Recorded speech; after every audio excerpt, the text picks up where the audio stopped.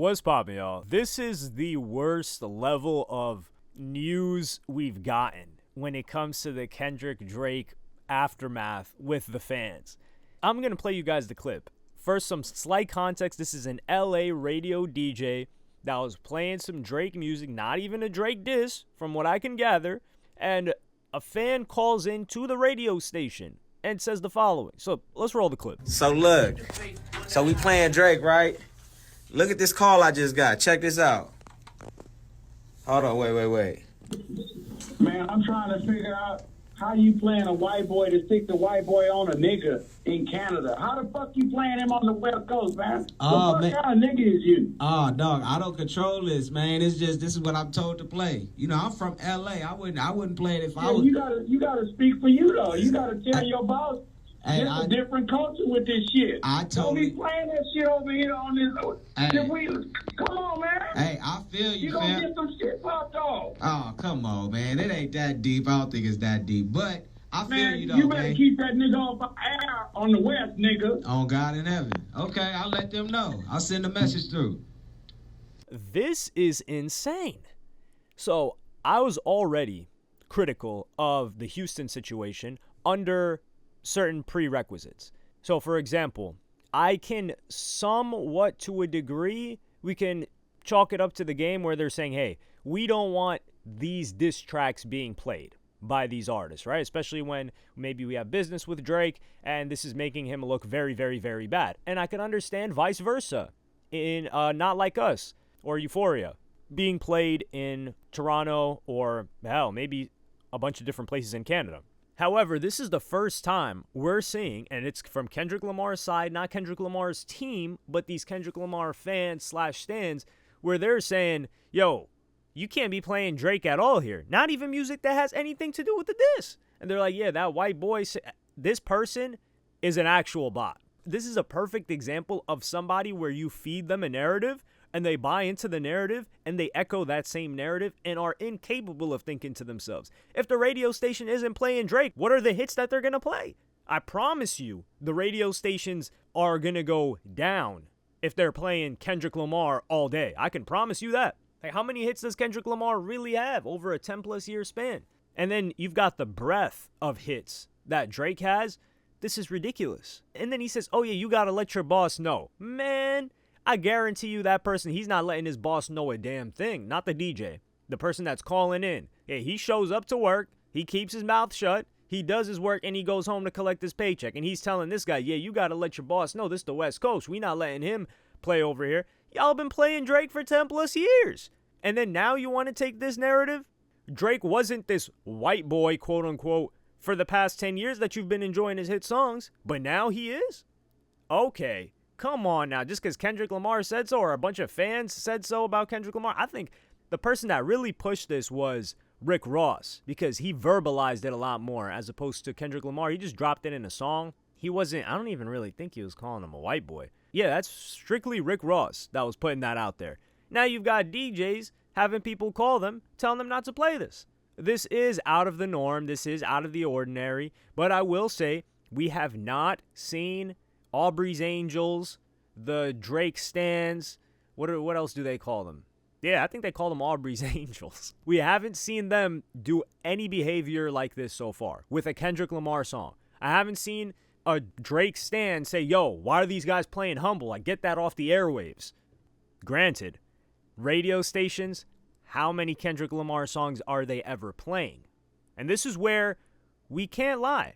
When we need hits, we're probably thinking of 15 to 25 different names before we come to the Kendrick Lamar name. And that's not disrespect to Kendrick Lamar, right? But if someone says, yo, we need hits, man, I'm thinking Post Malone. I'm thinking Tyga before I think of Kendrick Lamar. And I think Kendrick Lamar would agree himself. So we got to take this notion of, yes, Kendrick Lamar won the beef, but we're not going to start claiming like Kendrick Lamar is the guy for hits. He has hits, yes. I think he has a good amount of hits ratio-wise for a person that drops projects that are like straight album projects that are meant to be listened to in a certain order. But when we get to it, he's not. Young Thug would probably have more hits. Gun Up got more hits than, what's his name? Kendrick Lamar. But this is getting too far. I was walking home yesterday I had to drop my car off. Well, it's not even my car. I had to drop a car that I'm driving off to get fixed. And I'm walking back home, and there's this guy just driving down, windows down, just listening to Not Like Us. So people aren't tired of that song. He was listening to it in his own car, jamming to it, driving down the street. So people still are enjoying the song. And this is, we're going to be hearing this song so much. Or we're still going to be seeing it on the charts for a very long time.